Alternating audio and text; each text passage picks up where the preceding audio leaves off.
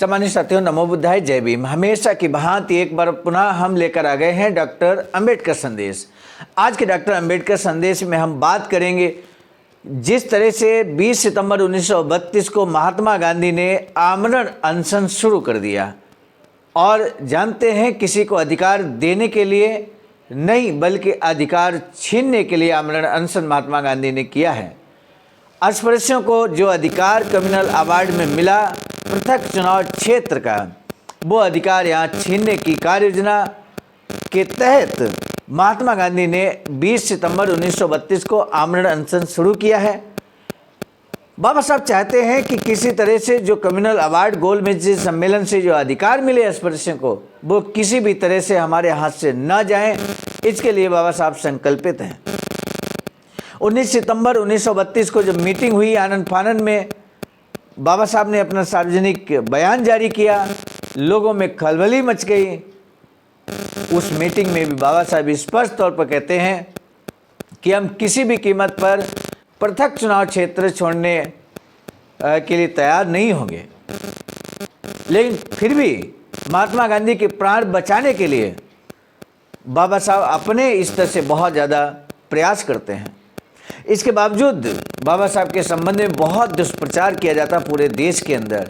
बाबा साहब को राष्ट्रद्रोही तक करार दिया जाता है और इसी के तहत बाबा साहब के यूँ कहें कि ऐसे खत बाबा साहब को लिखे जा रहे हैं जिससे बाबा साहब को कत्ल करने की योजना बना दी जाती है। आज के डॉक्टर अंबेडकर संदेश में हम ऐसा ही आपके समक्ष प्रस्तुत करने वाले हैं, ऐसा ही खत जो गुजरात के युवाओं के द्वारा लिखा गया और जिसमें बाबा साहब के जान से मारने की धमकी दी गई। आगे क्या कुछ होता है इस संबंध में जरूर आज के डॉक्टर अंबेडकर संदेश को आपको अंत तक जरूर सुनना चाहिए। साथ ही साथ इसी डॉक्टर अंबेडकर संदेश के अंत में होंगे कुछ प्रश्न जिनका जवाब आपको कमेंट बॉक्स में देना होगा। तो मुझे पूरा भरोसा है कि आप डॉक्टर अंबेडकर संदेश को अंत तक जरूर वाच करेंगे। आइए अब हम शुरू करते हैं आज का डॉक्टर अंबेडकर संदेश, जो कि हमेशा की भांति प्रसारित किया जा रहा है स्थान Buddha Bodhisattva Ambedkar international centre, BBIC Sarnath, Varanasi, राज्य उत्तर प्रदेश, देश भारत के सौजन्य से। विषय पूर्व की भांति ही है, अपने लोगों के न्यायपूर्ण अधिकारों के लिए। बाबा साहब कहते हैं यदि मुझे किसी ने फांसी पर चढ़ाया तो मुझे उसकी कोई परवाह नहीं होगी। बाबा साहब डॉक्टर अंबेडकर संपूर्ण वाङ्मय खंड 38 से 17वां भाग लेकर हम उपस्थित हुए हैं। 341 से लेकर 343 तक ये भाग लेकर हम उपस्थित हो चुके हैं। सीधे ले चलते हैं हम जहाँ पर बाबा साहब को कत्ल करने की धमकी वाला खत लिखा गया। ली हरिभाई के भट्ट, यहाँ नाम भी लिखा है BPE, ये संभवतः किसी युवाओं का संगठन है। पुणे के कुछ स्पृश्य, ध्यान दीजिएगा, पुणे के कुछ स्पृश्य वर्ग के युवकों ने बाबा साहब की जान लेने का गुप्त षड्यंत्र रचा था। उसके बारे में खबर 24 सितंबर 1932 को जनता के अंक में पृष्ठ संख्या 8, ध्यान दीजिएगा, दिनांक आपको ध्यान देना है, 24 सितंबर 1932 जनता अखबार था, उसके अंक पृष्ठ 8 में दिया गया, जो कि इस प्रकार है।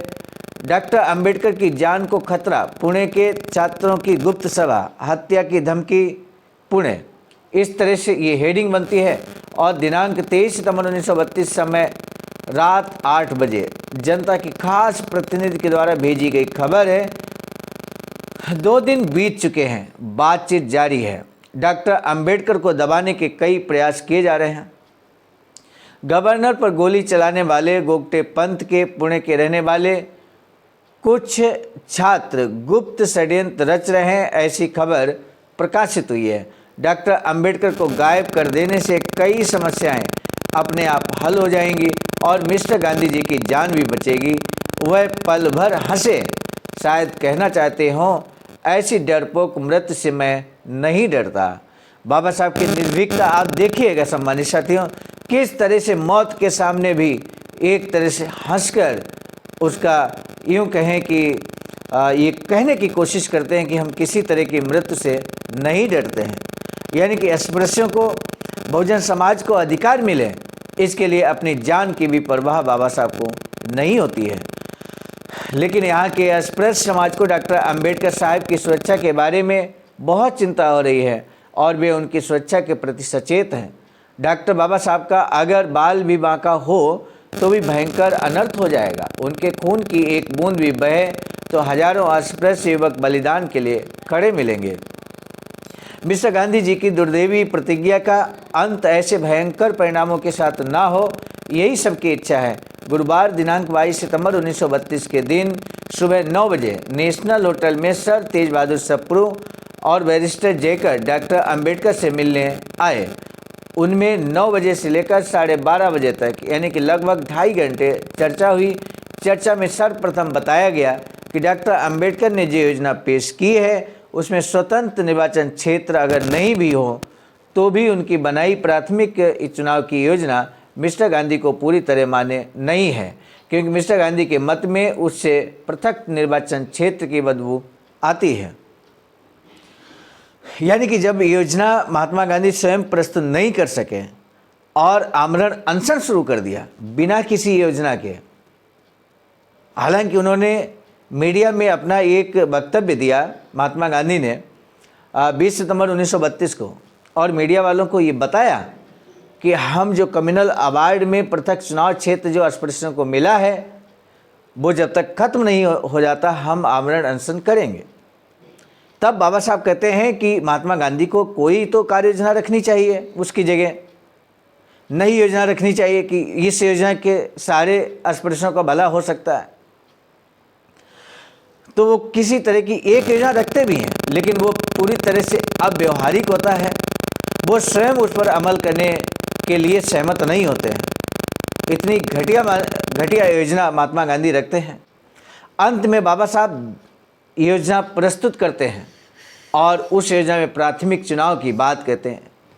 तब महात्मा गांधी प्राथमिक चुनाव की बात इस तरह से कहते हैं कि उसमें पृथक निर्वाचन क्षेत्र की बदबू आती है और उसको अमान्य करार देते हैं। अब ऐसी स्थिति में बाबा साहब क्या एक्शन लेंगे ये जानना बहुत ज़रूरी है। इसके अलावा स्वतंत्र निर्वाचन क्षेत्र को लेकर अगर दोनों पक्षों में सुलह हो जाए तो प्रधानमंत्री मिस्टर रैमसे मैकडोनाल्ड को तार द्वारा संदेश भेजकर स्वतंत्र निर्वाचन क्षेत्र की योजना को तुरंत खारिज करने के लिए कहा जाए। अस्पृश्यों की ओर से की जाने वाली मांगों के बारे में आगे कभी सोचा जाएगा, क्योंकि सोचने में वक्त तो लगेगा ही, और तब तक अगर महात्मा जी का अनशन शुरू रहेगा तो उनकी जान के लिए खतरा पैदा होगा। उस वक्त डॉक्टर अंबेडकर ने साफ साफ कह दिया कि आपकी सभी मांगों पर शीघ्र विचार होकर उसमें से हमें क्या मिलता है। हम आपकी सारी मांगें मान लेंगे, लेकिन हमें मिलेगा क्या। आपको महात्मा गांधी के प्राणों की बड़ी चिंता है, लेकिन सदियों से अस्पृश्यों पर हो रहा शोषण अत्याचार की कोई चिंता नहीं है। अस्पृश्य जीकर भी हर दिन मरते हैं, उसकी कोई चिंता नहीं है। बाबा साहब स्पष्ट तौर पर कह देते हैं कि हमें मिलेगा क्या, इस बात पे जरूर बात कीजिए। इस बात का जब तक पता नहीं चलता है तब तक अस्पृश्यों को मिलने वाला स्वतंत्र निर्वाचन क्षेत्र का अधिकार छोड़ने के लिए मैं कभी भी तैयार नहीं होऊंगा। ये बहुत ही स्पष्ट ढंग से बाबा साहब कह देते हैं। यहाँ पर इमोशनल अत्याचार करते हुए महात्मा गांधी के जो अनुयायी हैं, उनके लीडर्स हैं, जो उनकी बात को यहाँ तक पहुँचा रहे हैं, इमोशनल ये करके कि महात्मा गांधी के प्राण चले ना जाए, इससे किसी तरह से पूरी तरह से योजना खत्म हो जाए और कोई नई योजना भी मान्य ना हो, और बाद में देखा जाएगा। बाद में देखते देखते हजारों साल बीत गए, जब शोषण अत्याचार अस्पृश्यों पर रुका नहीं, थमा नहीं मेरे साथियों, किसी ने सार्थक कदम नहीं उठाया। आज जब थोड़ा बहुत अधिकार मिला तो बाबा साहब उस अधिकार को अपने हाथ से जाने नहीं देना चाहते हैं, और कोई भी समझदार बुद्धिजीवी होगा तो वो नहीं जाने देना चाहेगा। प्रत्यक्ष हाथ में जो चीज है उसे छोड़कर किसी भागती चीज के पीछे पड़ने के लिए मैं तैयार नहीं हूं। बाबा साहब बहुत स्पष्ट ढंग से कहते हैं कि जो हमारे हाथ में है हम उसको छोड़ दें, और जो भागती हुई चीज है उसके पीछे हम दौड़ते रहें, ऐसा कदापि नहीं होगा। साथ ही उन्होंने कहा ये भी स्पष्ट कर दिया, साफ कह दिया कि महात्मा गांधी जब तक कम से कम प्राथमिक चुनावों की बात नहीं मानेंगे तब तक हम बातचीत के लिए भी तैयार नहीं होंगे। अब यहाँ पर बाबा साहब ने अपने रूप को और सख्त कर दिया कि जब तक महात्मा गांधी हमारे प्राथमिक चुनाव की बात ही नहीं मानेंगे, हम नहीं मानने वाले हैं, हम बात ही नहीं करेंगे। और इस तरह से बाबा साहब ने पासा पलट दिया। मेरे साथियों, अपनी सभी मांगों पर शीघ्र विचार किया जाए, इस तरह पहली बातचीत के सुलह के कोई लक्षण दिखाई नहीं दे रहे थे। बाबा साहब के स्पष्ट संदेश के बाद महात्मा गांधी ने जब प्राथमिक चुनाव को इनकार कर दिया, बाबा साहब की योजना को ठुकरा दिया, ऐसे ने बाबा साहब ने सख्त रुख अपना लिया और इस तरह से सुलह के कोई लक्षण यहाँ पर दिखाई नहीं दे रहे थे। इसके बाद बैरिस्टर सप्रू और बैरिस्टर जयकर ये कहते हुए चले गए कि आपका जो कहना है वह हम कमेटी के सदस्यों तक पहुंचाएंगे। सबकी अनुमति से अगर तय हुआ कि आपकी और महात्मा जी की मुलाकात हो तो आपको हम बताएंगे। पहले ये तय हुआ कि 4 बजे महात्मा गांधी जी से मुलाकात होगी, लेकिन एरवदा की जेल से संदेश आया कि कमेटी के सदस्यों के साथ बातचीत करने के कारण महात्मा जी बड़ा थक गए हैं, आप थोड़ी देर से आएँ ताकि उन्हें आराम के लिए कुछ समय मिले। महात्मा गांधी आराम फरमा रहे थे। इस संदेश का अनुसरण करते हुए लोग 5 बजे एरवदा जेल पहुंचे। उस वक्त महात्मा गांधी खुले में एक आम के पेड़ के नीचे बिछी खटिया पर लेटे थे।